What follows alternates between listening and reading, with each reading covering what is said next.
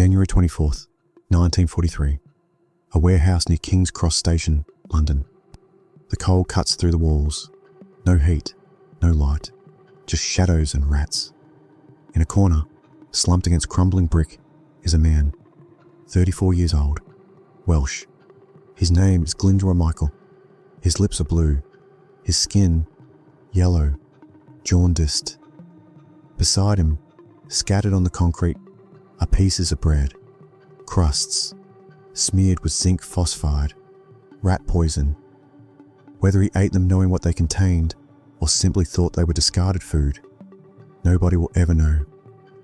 What we do know, 2 days ago, he was found here, barely conscious, lungs filling with fluid. They took him to St. Pancras Hospital. He died there, January 24th. No visitors, no family, no funeral planned. Just another indigent death in wartime London. Except this death is different, because in 3 months, Glyndwr Michael will become a British officer. He'll carry secrets that don't exist. He'll wash ashore in Spain with documents that will deceive Adolf Hitler himself. He'll save tens of thousands of Allied lives. He'll change the invasion of Sicily, of Italy, of the entire war. This is Operation Mincemeat. The dead tramp who became a major. The corpse that fooled the Führer. January 1943, North Africa. The Allies, Britain and America, have just finished pushing the Germans out. Rommel's Afrika Korps, defeated. Tunisia, liberated. And now the Allies need to decide, where next? They have 2 options. Option 1, cross the English Channel, invade France, go straight for Germany. But it's January 1943. The Americans and British aren't ready. Not enough landing craft, not enough planes, not enough coordination. Option 2, invade southern Europe, Italy, cut off Germany's Mediterranean supply lines, force Mussolini out of the war, make Hitler fight on 2 fronts when the Soviets are already bleeding him dry in the east. The Allies pick option 2, and the target is obvious. Sicily, the island at the toe of Italy's boot. Strategically perfect, close to North Africa, easy to supply. Once you take Sicily, mainland Italy is wide open, but there's a problem. It's too obvious. Winston Churchill, Britain's Prime Minister, puts it bluntly. Everyone but a bloody fool would know it's Sicily. And he's right. The Germans know it. Mussolini knows it. Sicily is the most logical target, which means it'll be the most heavily defended. The Allies are looking at a bloodbath. Unless they can convince Hitler that Sicily isn't the real target, unless they can make him think the invasion is coming somewhere else.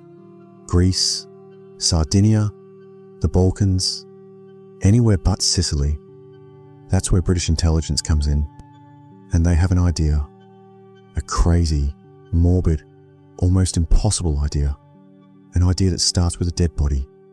The idea comes from Ian Fleming. Yes, that Ian Fleming. The man who will one day create James Bond.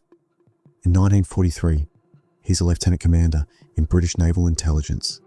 And in 1939, before the war really heats up, he writes something called the Trout Memo, a list of ideas, 54 ways to deceive the enemy. Most of them are outlandish, some are brilliant.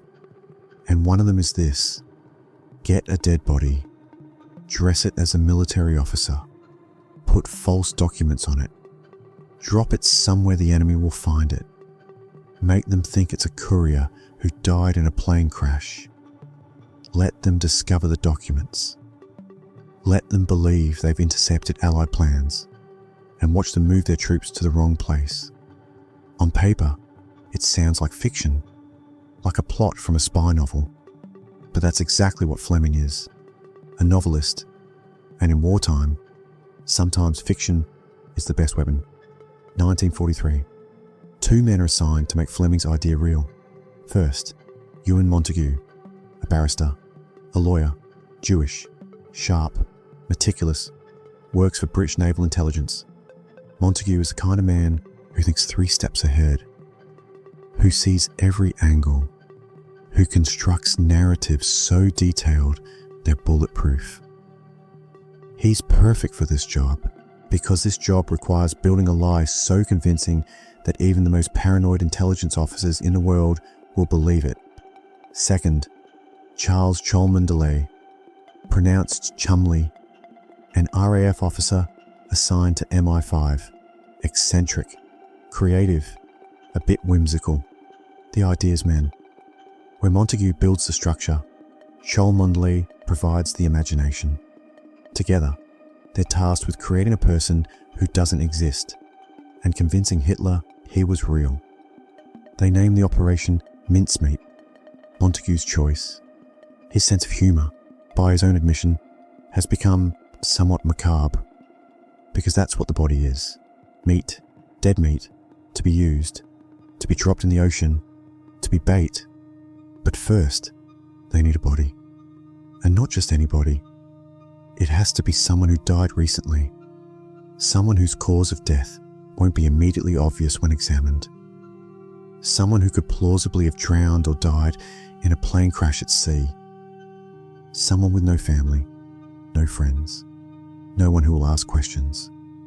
Montague contacts Bentley Purchase, the coroner for the Northern District of London. He asks Purchase to keep an eye out, and on January 24th, 1943, Purchase calls.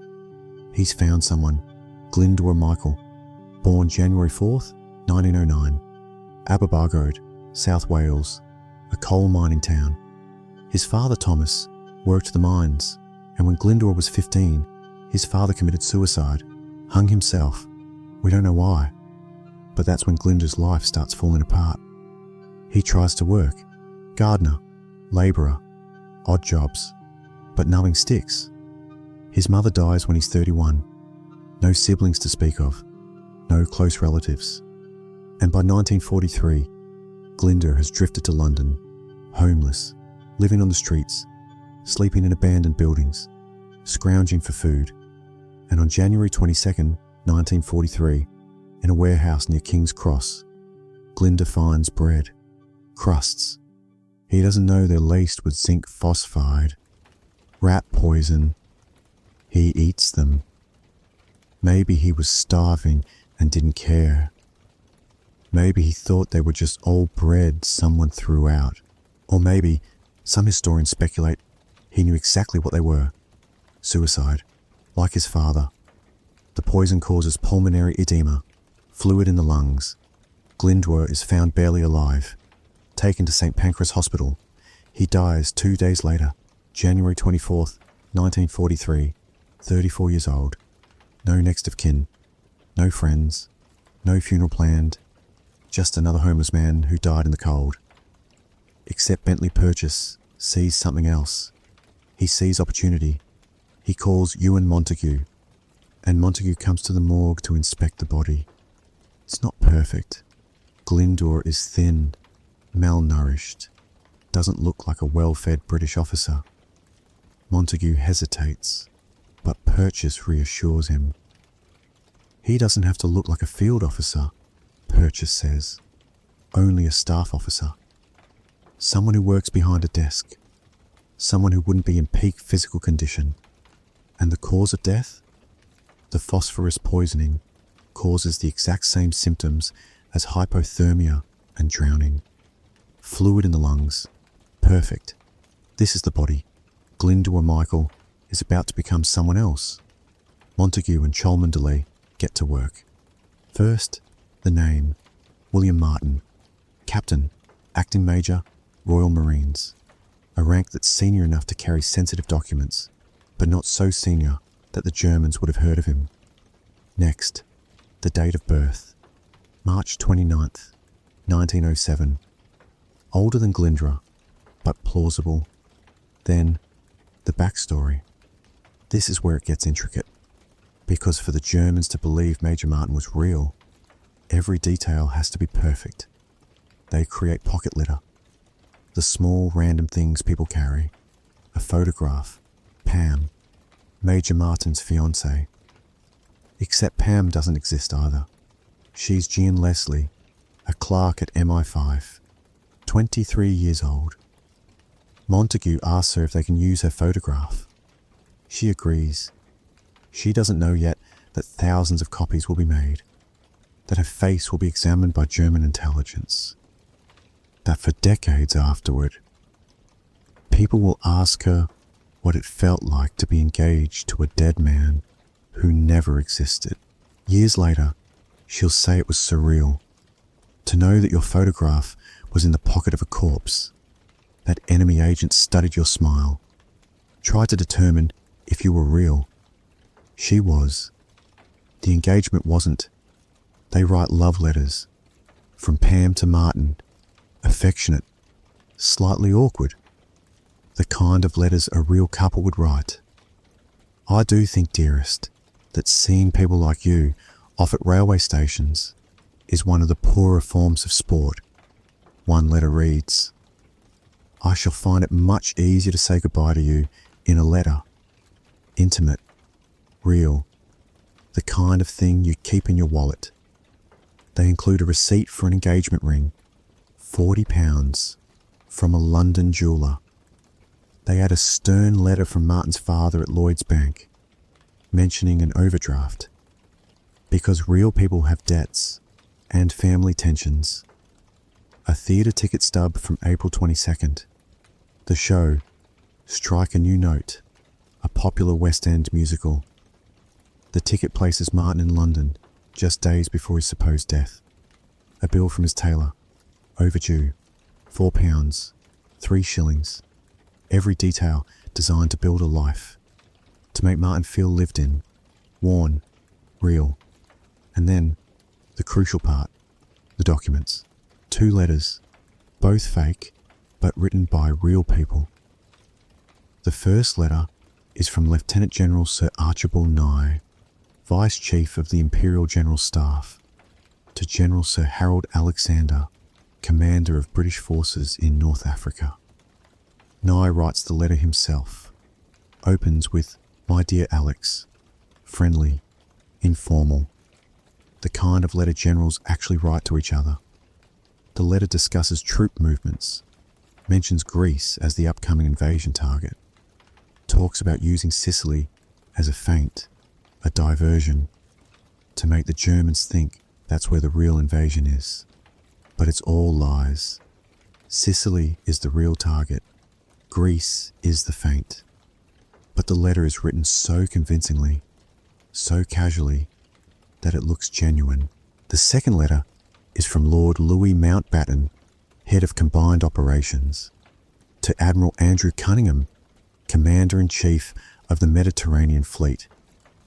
It introduces Major Martin as an expert on amphibious landings, and it includes a joke, a terrible joke, about sardines.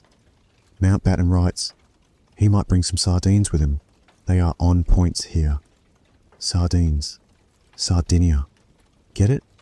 The joke is clumsy, obvious, but that's the point. The Germans will see the joke.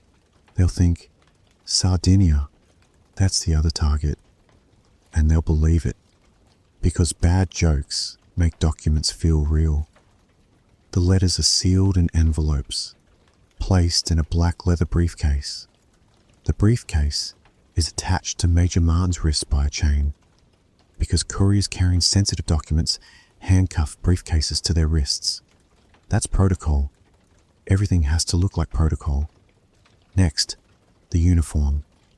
Royal Marines dress uniform, trench coat, boots, all fitted to Glyndwr's body. The body has been kept in a mortuary refrigerator, 4 degrees Celsius, cold enough to preserve, not cold enough to freeze, because frozen flesh, when it defrosts, looks frozen, and that would give the game away. They have a deadline, 3 months. After that, the body will decompose too much. They're racing the clock. April 17th, 1943, Hackney Mortuary, London. Montague and Cholmondeley arrive before dawn. The body has been in refrigeration for nearly 3 months, still preserved. But time is running out. They dress him carefully. Royal Marines uniform, trench coat with the belt that will hold the briefcase chain, boots polished, dog tags stamped with Martin's false identity. They work in silence. It's one thing to plan this on paper, another to physically handle a corpse, to button a dead man's jacket, to place fake love letters in his pockets, to chain a briefcase to his wrist. This isn't abstract anymore. This is a human being, or was. But how do you transport a body from London to the coast of Spain without it rotting? You need something special. Montague contacts Charles Fraser Smith, Ministry of Supply, the man who will later inspire Q in the James Bond novels. Fraser Smith designs a steel canister, 6 feet, 2 inches long, 22 inches wide, airtight seals, label, handle with care, optical instruments.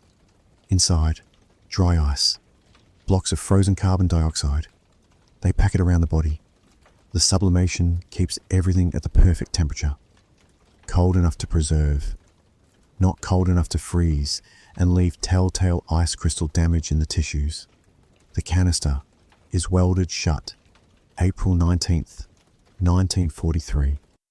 A truck carries it north through the night, escorted by one of Britain's best racing drivers, Jock Horsfall, who volunteers for the job. He doesn't know what's inside, only that it's urgent, secret. He drives fast. By morning, they reach the Clyde. HMS Seraph is waiting. Lieutenant Commander Bill Jewell takes delivery. Montague finally tells him what's in the canister. Jewell's face goes pale, but he nods. This is war. You do what's necessary. April 19th, 1943. HMS Seraph departs Holyloch, Scotland. Destination: the coast of Spain, near Huelva, a fishing town in southern Spain. Why Huelva? Several reasons. First, the currents, strong enough to push a body toward shore, not so strong it'll drift out to sea. Second, the local authorities, pro-German. Spain is officially neutral, but Franco's government leans toward Hitler. The local military officers have Nazi sympathies. Third, the German presence. There's a German consulate in Huelva, staffed by Adolf Klaus, an Abwehr officer, German military intelligence, operating under diplomatic cover. If the body washes ashore here, the Spanish will find it. The Spanish will tell the Germans. The Germans will see the documents. Perfect. Fourth, the British consul, Francis Haselden, reliable, competent. He'll play his part. He'll demand the return of the body and the documents, making a fuss, which will make the Germans even more curious. Everything is calculated. HMS Seraph travels submerged during the day, surfaces at night. The journey takes 11 days. The crew doesn't like having a corpse on board. It's bad luck, superstition, but they understand the mission. On April 30th, 1943, at 4:30 a.m., HMS Seraph surfaces 1 mile off the coast of Huelva. The canister is brought up, opened. The body is removed. Still cold, still preserved, but starting to smell. They wrap the body in a Mae West life jacket, inflate it, so the body will float. Commander Jewell reads a passage from the Bible, Psalm 39. Lord, let me know mine end and the number of my days. A brief moment of solemnity for Glyndwr Michael, the man who never had a funeral, the man no one mourned. And then they push the body into the water. Gently, it floats. The current takes it toward shore. Commander Jewell sends a signal. 3 words. Mincemeat complete. HMS Seraph dives, disappears, leaving Major William Martin floating in the Mediterranean. April 30th, 1943, 9:30 a.m. A Spanish fisherman, Jose Antonio Rey Maria, is fishing off the coast near Huelva. He sees something, a body, floating, face down. He pulls it aboard, checks for signs of life. Nothing. The man is dead. Uniform. British. An officer. There's a briefcase, chained to his wrist. Ray Maria takes the body to shore, notifies the authorities. The Spanish Navy arrives. They examine the body. Waterlogged, bloated, clearly been in the water for days. They find identification. Major William Martin, Royal Marines, born March 29th, 1907. They find the briefcase, chained, locked. They don't open it. Not yet. That's for the officials. The body is taken to the local military headquarters. An autopsy is scheduled. May 1st, 1943. Dr. Eduardo del Torno conducts the autopsy. The British consul, Francis Hazelden, is present, watching. Hazelden is playing his role, nervous, insistent. He wants the body back.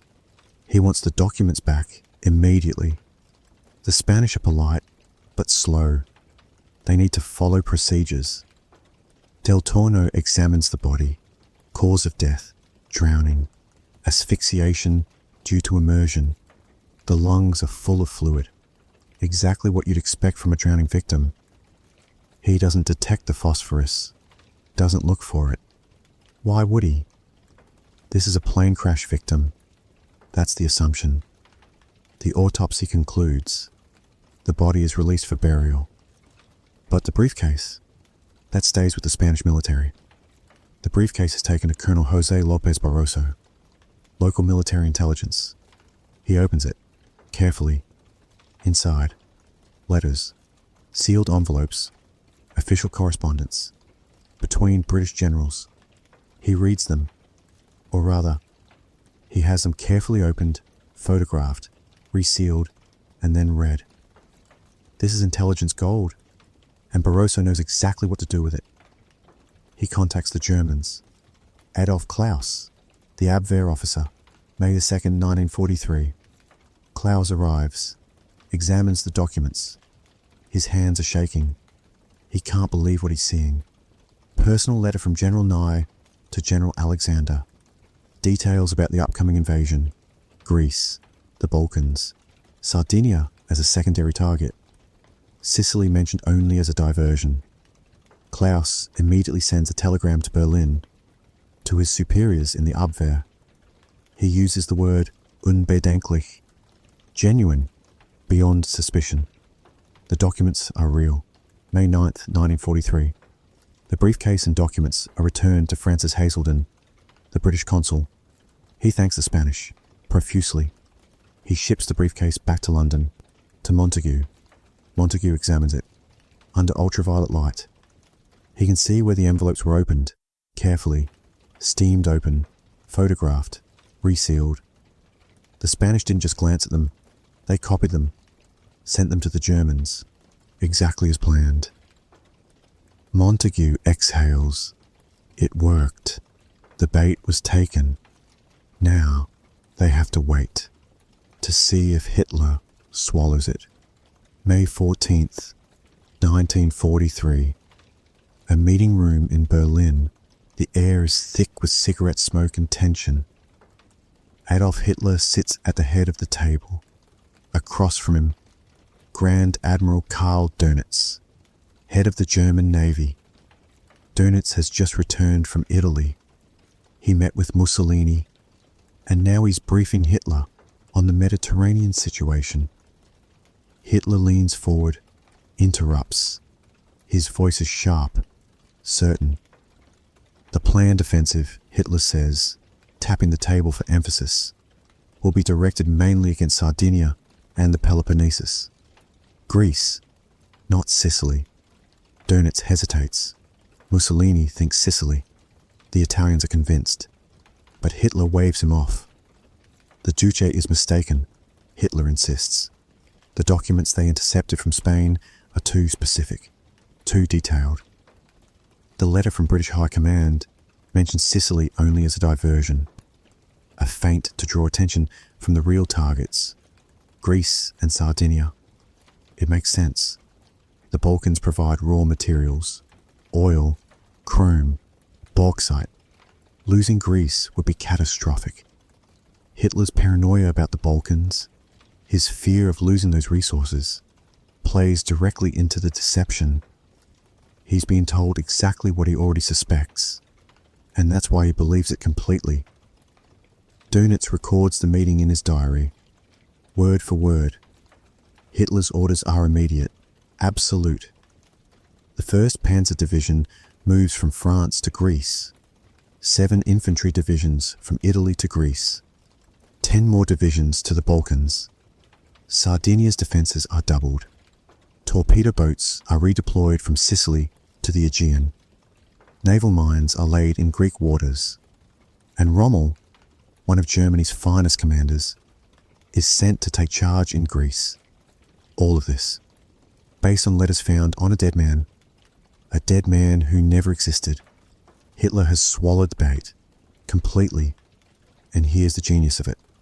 Even after the invasion starts, Hitler doesn't realise. July 9th, 1943, Operation Husky, the Allied invasion of Sicily, 160,000 troops, 3,000 ships, 4,000 aircraft, the largest amphibious assault to date. And the German defences? Thin, undermanned, unprepared, because Hitler moved his best troops to Greece. Even 4 hours into the invasion, German intelligence is still sending planes from Sicily to reinforce Sardinia, because they still think that's where the real attack is coming. The Allies take Sicily in 38 days. They expected it to take 90. Casualties are far lower than projected. Thousands of lives saved because of a dead homeless man and 2 intelligence officers with a macabre imagination. Back in London, Montagu receives confirmation through Bletchley Park, the codebreakers. They've been intercepting German communications, reading German signals, decrypting Enigma, and the messages are clear. The Germans believe the documents. They've moved troops. They've reinforced the wrong targets. Operation Mincemeat has worked. Brigadier Leslie Hollis, Secretary to the Chiefs of Staff Committee, sends a message to Winston Churchill. Churchill is in the United States, meeting with Roosevelt. The message reads, "Mincemeat swallowed, rod, line and sinker by the right people, and from the best information they look like acting on it." Churchill is delighted. The plan that sounded too absurd to work has changed the course of the war. But there's one more detail to make it all believable. On June 4th, 1943, the Times publishes its casualty lists. Among the names, Major William Martin, Royal Marines, killed in action. By coincidence, that same day, the paper reports that actor Leslie Howard was shot down by the Luftwaffe over the Bay of Biscay. Another officer lost at sea. It all adds credibility to Martin's story. No one questions it. Martin is buried with full military honours in Huelva, Spain, Nuestra Señora de la Soledad Cemetery.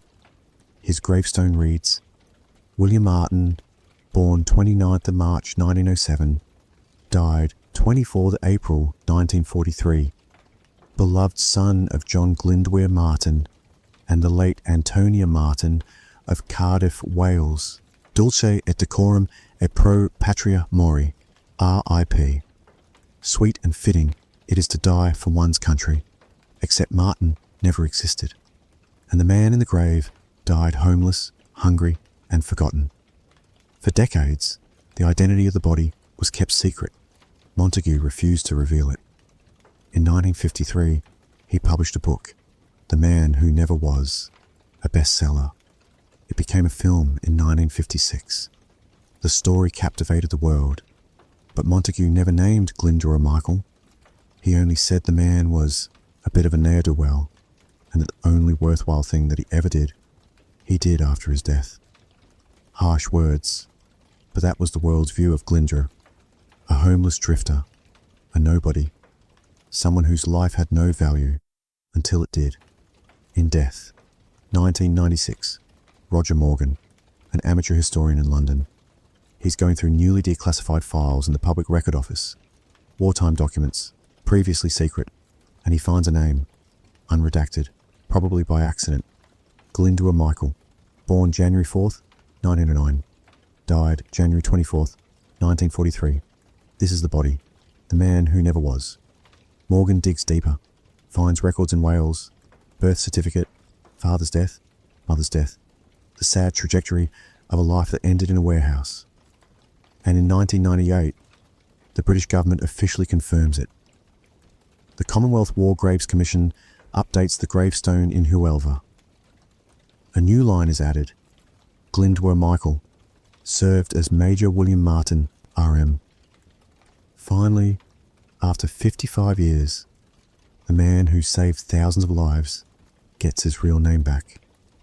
But the story doesn't end there, because Operation Mincemeat reveals something profound about warfare, about deception, about how wars are won. This wasn't won with guns, or tanks, or planes. It was won with imagination, with a story so carefully constructed that even the most paranoid intelligence apparatus in the world believed it. Montagu and Cholmondeley weren't soldiers. They were storytellers. They created a character, gave him a life, a fiancé, debts, family drama, theatre tickets, and they made that character so real that when his body washed ashore, the enemy never doubted he existed. That's the power of narrative, the power of detail. In war, sometimes the best weapon isn't steel, it's fiction. And Glyndwr Michael?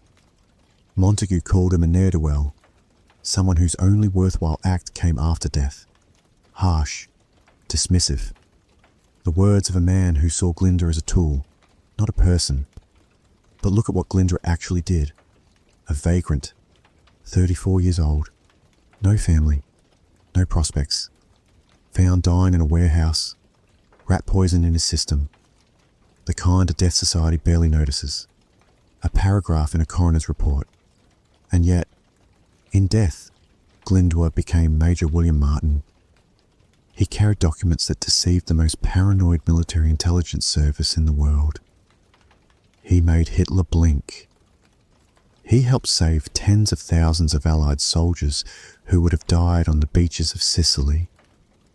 He helped shorten the war, not through courage, not through sacrifice.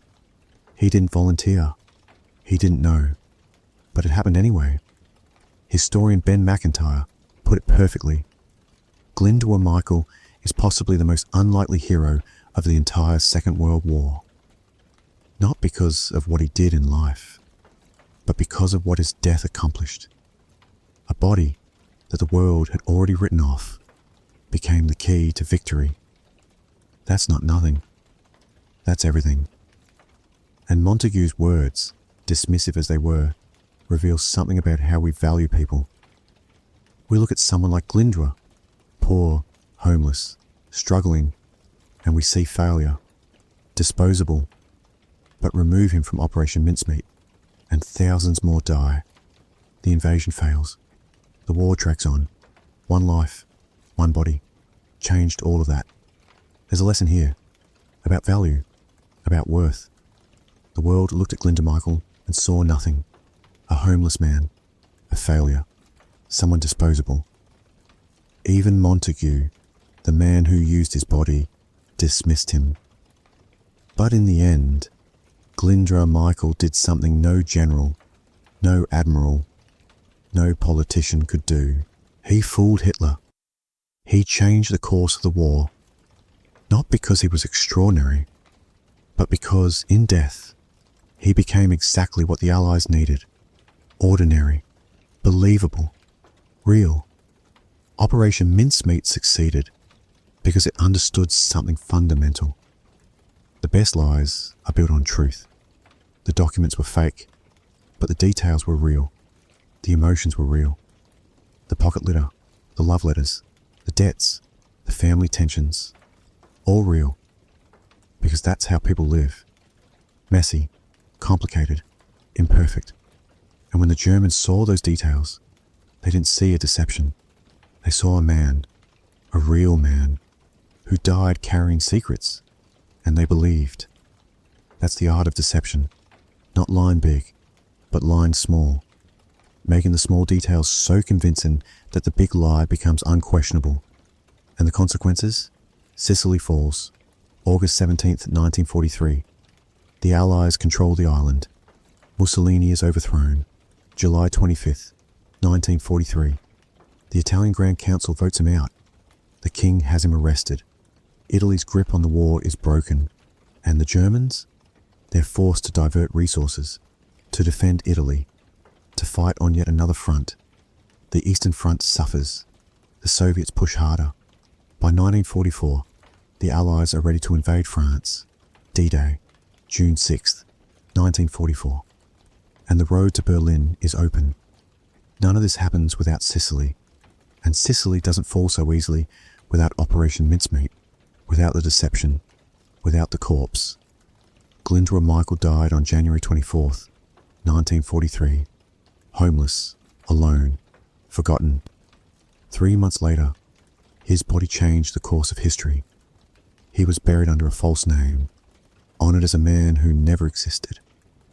For 55 years, no one knew who he really was. And when they finally added his real name to the gravestone, the world learned the truth. The man who never was had been someone with a name, someone with a story, someone whose life, however tragic, mattered. In November 2021, a memorial plaque was placed at Hackney Mortuary in London, the place where Glyndwr's body was kept, where it was dressed as Major Martin. The plaque reads, "The Hackney Mortuary played an important role in a British military operation during the Second World War, which helped save the lives of thousands of soldiers." Thousands of soldiers. Because of a dead homeless man. Because 2 intelligence officers decided that even a corpse could be useful. Because Ian Fleming once wrote down a crazy idea in a memo. Because sometimes in war, the impossible becomes necessary. If there's a moral to this story, it's this: no one is disposable. Glyndwr Michael lived a hard life, a sad life, a life the world dismissed, but his death, his body, became the key to one of the greatest deceptions in military history. He didn't know it. He didn't choose it, but it happened. And because it happened, the war ended sooner. Soldiers lived who would have died. The world changed. All because of a homeless man who ate poisoned bread in a warehouse. That's not nothing. That's everything. Operation Mincemeat. The corpse that fooled Hitler. The man who never was. Glyndwr Michael died January 24th, 1943. Saved thousands. Changed history. Remembered. If this story moved you, if it changed how you think about value and worth and what makes a life matter, share it. Let people know that the greatest deception in World War II wasn't masterminded by a general or a spy. It was carried out by a homeless man who died eating poisoned bread. That the difference between a nobody and a hero isn't always what you do while you're alive. Sometimes it's what happens after. Subscribe if you want more stories like this. Stories about the people who changed history from the shadows, the invisible ones, the forgotten ones, the ones the world dismissed until their moment came. Drop a comment and tell me, do you think Montague was right to call Glyndwr a ne'er-do-well? Or did Glyndwr Michael do something in death that most people never do in life? Let's talk about it, because this isn't just history. It's a question we all face. How do we value people? And what happens when we get it wrong?